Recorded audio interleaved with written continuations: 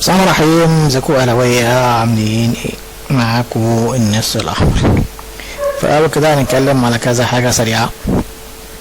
الناس بتتكلم عن الفتره اللي فاتت، بتتكلم على محمود كهربا.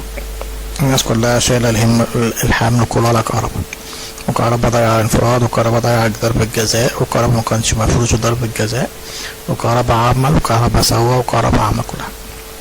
طبعا ناس كتيره جدا جدا جدا زعلانه من كهربا وانا واحد منهم، بس خلاص يا جماعه، يعني طالما راجل في النادي الاهلي لابس فانلة حمراء لازم نسانده ونساعده عشان يرجع المستوى اللي احنا عارفينه. كهربا بيحب الاهلي واحنا بنحب كهربا. وفي ناس كتيره جدا جدا جدا عاوزه توقع كهربا وامام عاشور بالذات، وانتوا طبعا فاهمين قصدي كويس، مش عايزين نوضح اكتر من كده، احنا مش هنتكلم على الفرق التانيه. فاحنا لازم ندعم كهربا، نقف مع كهربا، بس الاول لازم كهربا يقف مع نفسه ويشوف هو مؤثر في ايه ويشتغل عليه، يتمرن كويس، يبطل كلام كتير لو بيتكلم، يعني يبطل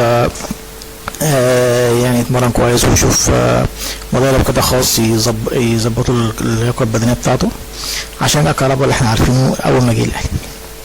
فكهربا يا جماعه احنا مش هنبيع كهربا ولا هنقف ضد كهربا، احنا كجمهور الاهلي بنشجع اي حد، بندعم اي حد، بندعم اي حد يلبس الفانلة الحمراء. طالما كهربا لسه لابس الفانلة الحمراء يبقى جمهور الاهلي كله في ظهره، وجمهور الاهلي كله هيسانده وامام عاشور في المرحله اللي جايه، ان في ناس همها وهتفرح جدا لو الاتنين دول وقعوا. فاحنا عاوزين ندعمهم، وبالذات كهربا الفتره اللي فاتت دي هو اللي كان عليه العين وعليه الكلام. فاحنا هندعمك يا كهربا، وانت ساعدنا انت ترجع لمستواك وتركز في الملعب وتبقى لاعب اساسي مع النادي الاهلي. ده بالنسبه لمحمود كهربا. بالنسبه لكابتن كولر طبعا في كلام كتير جدا هنتكلم عليه. كولر انت السبب اللي وصله كهربا. هتقول لي ليه انت السبب وصله كهربا؟ مش كهربا بس، ده كهربا وبيرسيتاو ورضا سليم وعمر الساعي. الناس دي يعني سيبك من عمر الساعي ورضا سليم وبيرسيتاو، هنتكلم في كهربا الاول. كهربا الاول كان لاعب اساسي عندك وكنت بتديله وكان بيلعب وكنت فرحان بيه، وانت اللي رجعته المستوى فعلا محدش ينكرها، وانت وقفت جنبه في الاول، وانت اللي رجعته ثقته في نفسه. لكن بعد ما جه اسامه ابو علي حسيت ان انت ركنت كهربا على اليمين شويه، يعني قلت له اقعد بقى في كهربا.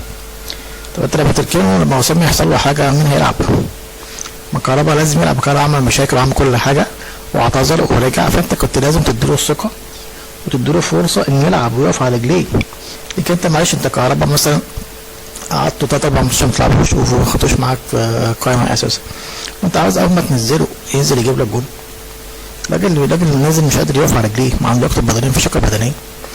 فيا ريت يا كابتن كولر تركز مع كهربا شويه وتديله فرصه ثانيه، واحنا كجمهور الاهلي هنساعدك وهندعمك وهندعم كهربا في الماتشات اللي جايه. الفتره اللي جايه عايزين نشوف كهربا بشكل جديد، طالما لابس الفانلة الحمراء احنا هندعم كهربا. ونفس الكلام برضه رضا سليم انت موتته يا راجل، حرام عليك. رضا سليم ده يعتبر لاعب مهاري جدا جدا جدا جدا، يعني رضا سليم ده يعتبر من اهم اللعيبه اللي جت في الفتره الاخيره من بره.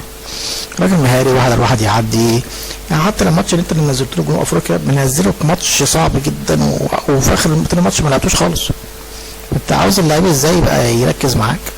ده مش صح يا كابتن كولر. احنا عاوزين يعني زي السنه اللي فاتت كنت بتنزل لعيبه تدي كل ده شويه ده شويه، بحيث لما ايه ده يقع تلاقي ده، لما ده يتعب تلاقي ده، لما ده ياخد انذار تلاقي ده.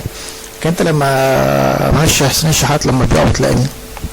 لما طاهر محمد طاهر بيقع بتلاقي مين؟ بيرسيتاو شادت حلو شويه، ماشي مفيش مشاكل، بيرسيتاو كويس وشادت حلو كويس وبتاع ومش عارف ايه. لكن رضا سليم رضا سليم احنا لسه الموسم طويل ولسه الماتشات جايه كتيره، فانت لاعب دي عشان تاخد منها لازم تاخد الثقه لازم تديها الثقه الاول عشان تعرف تدي في الملعب وتنفذ تعليماتك في الملعب. واحد برضه زي عمر الساعي ده انت جايبه وانت اللي طلبته وفي الاخر ما شفناهوش.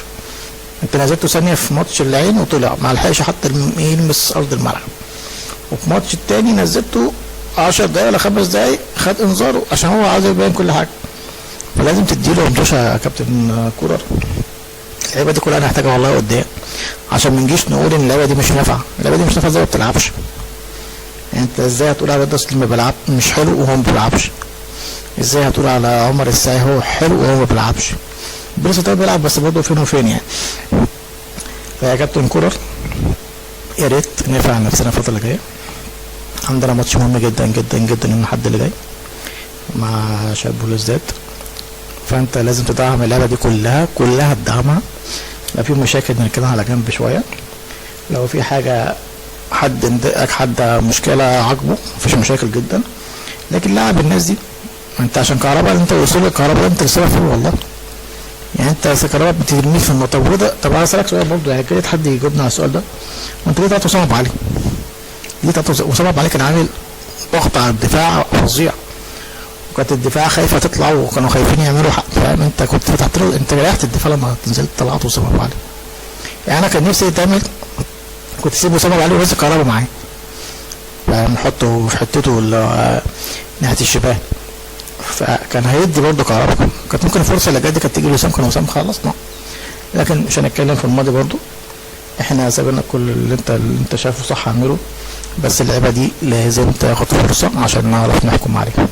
ما انت ما تجيش في شهر واحد تقول عايز امشي عمر الساعي وعايز امشي تسليم وعايز امشي كهرباء وفي الاخر ما بيلعبوش، يبقى انت كده لا مؤاخذه بنفكر غلط، ما تفكرش صح. احنا لازم الفتره اللي جايه دي اللعبه كلها تلعب، اللعبه كلها تاخد فرصتها، اللعبه كلها تاخد الثقه منك اولا ومن الجماهير اولا، الاثنين مع بعض، عشان تعرف تدين في الملعب وتعرف تركز في الملعب وتعرف تأدي اللي احنا عاوزينه. لكن انت تركنهم على جنب كده بصراحه يعني انا هزعل جدا لو رضا سليم مشي ولو كهرباء مشي ولو عمر الساعي مشي، ده مش هيبقى صح يا كابتن كولر.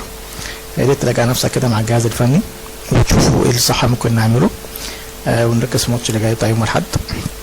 شباب بلوزداد لازم ان شاء الله باذن الله لازم نكسبه ايا كان، ما ينفعش في تعادل، لازم نكسب. يبقى عندنا 7 نقط ونبعد شويه ونسيبهم هم يخبطوا ببعض في المركز الثاني، احنا كده ان شاء الله نكسب الماتش اللي جاي وحتى نتعادل معاهم هناك مش فارقه. فيا ريت مستر كولر من جمهور الاهلي بيقول لك عيد حساباتك تاني مع اللعيبه دي. فده كان الفيديو بتاعنا النهارده. فيديو كانت ناس كده بتتكلم على كهرباء ومش كهرباء، بس انا شايف ان في حمل كتير جدا على كهرباء.